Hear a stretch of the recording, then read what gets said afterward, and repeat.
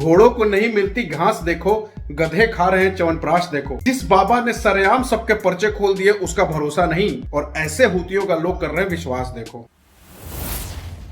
दोस्तों, इतिहास गवाह है कि महान भारतवर्ष में जितने महापुरुष पैदा हुए उससे कहीं ज्यादा हुतियों ने अवतार लिया।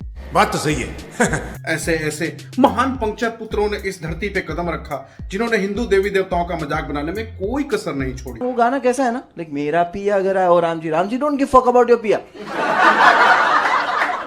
मेरा पिया घर आया, राम जी लाइक मैं 14 साल से खुद घर नहीं गया। एंड अगर सीता ने सुन लिया तो वो तो डाउट करेगी। यही नहीं, अभी और सुनिए। गणपति बापा मोरिया, शीला की जवानी, गणपति बापा मोरिया, मुन्नी है हरामी। A few moments later. को बीच में रखना सब लोग, नहीं पटक के।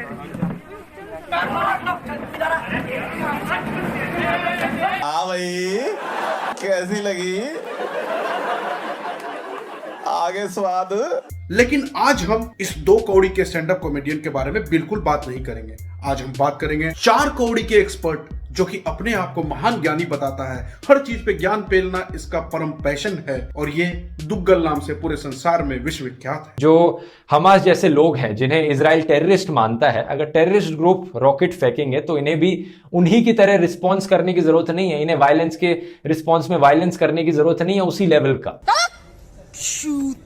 ये वही दुग्गल है जिसके पास ज्ञान का असीमित भंडार है। भारत में जब भी कुछ अच्छा हो रहा हो, खासकर हिंदुओं के लिए, तो इसके पिछवाड़े में वैसे ही आग लगती है जैसे किसी रॉकेट में आग लगती है। फर्क सिर्फ इतना है कि रॉकेट में आग लगने के बाद रॉकेट ऊपर जाता है, लेकिन ये दिन पे दिन नीचे ही गिरता जा रहा है। कुछ लोग कहते हैं कि रामायण जो थी ये कहानी नहीं है, ये हमारी हिस्ट्री है, क्योंकि जो ब्रिज है श्रीलंका और इंडिया के बीच में, वो रियलिटी में एग्जिस्ट करता है, और वो एक डिस्कवरी चैनल में दिखाया था कि वो मैन मेड ब्रिज है।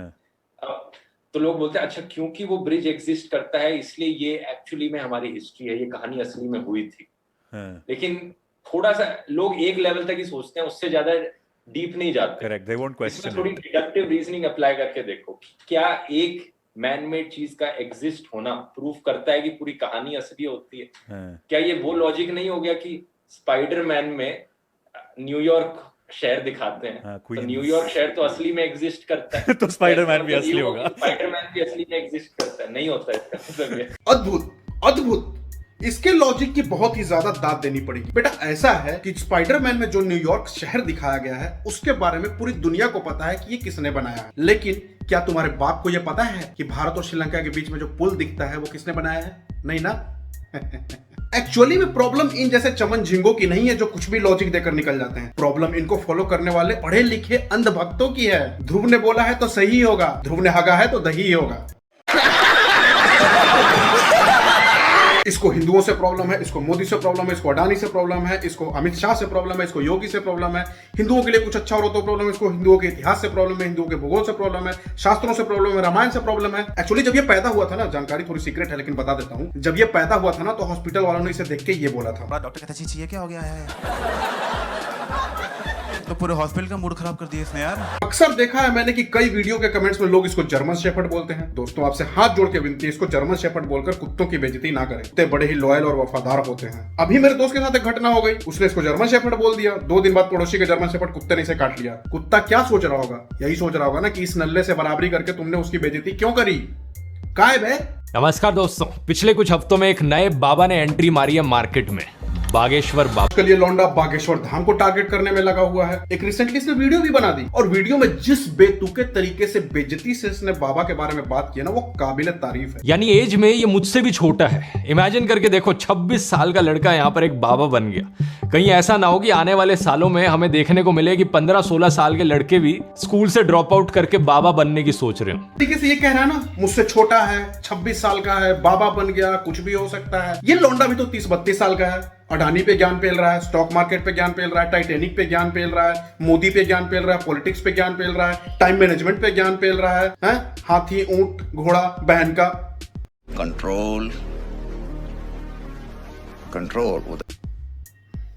इसको शायद ये नहीं पता कि भारतवर्ष में जो इज्जत दी जाती है ना, जो रिस्पेक्ट दी जाती है, वो उम्र देखकर नहीं दी जाती, उसके ओहदे को देखकर दी जाती है, उसने कैसा ज्ञान हासिल किया, उसने जीवन में क्या किया है, उसके हिसाब से दी जाती है। और इस बाबा ने बहुत कुछ करके दिखाया है, साक्षात सबके सामने। पहले न्यूज वालों को आ जाने दीजिए। एक तो ये बहन जी हो गई, सबकी सम्मति है। पहले नंबर तो बहन जी हमें को इज्जत मिल रही है, लेकिन जर्मनी में रहने वाला जर्मन शेफर्ड ये क्या जाने।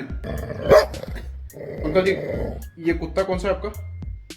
किसी भले आदमी ने सही ही कहा है, घोड़ों को नहीं मिलती घास देखो, गधे खा रहे हैं च्यवनप्राश देखो। घोड़ों को नहीं मिलती घास देखो, गधे खा रहे हैं च्यवनप्राश देखो। जिस बाबा ने सरेआम सबके पर्चे खोल दिए उसका भरोसा नहीं, और ऐसे हुतियों का लोग कर रहे हैं विश्वास देखो। इसके दुग्गलपन को विस्तार पूर्वक बताने के लिए चंद मिनट की वीडियो छोटी पड़ जाएगी। हालांकि जाते जाते मैं आपको इसके दुग्गलपन का एक छोटा सा सबूत देना चाहूंगा। कैरी मिनाटी की टिकटॉक वाली वीडियो आते ही इसने उस पर अपना रिएक्शन दिया था। इसने कैरी मिनाटी को उल्टा सीधा कहा, गलत कहा था कि गाली गलौज नहीं करनी चाहिए, ये सब वीडियो नहीं बनानी चाहिए। मुझे भी लगा था यार बड़ा अच्छा बोल रहा है, बहुत बढ़िया आदमी है।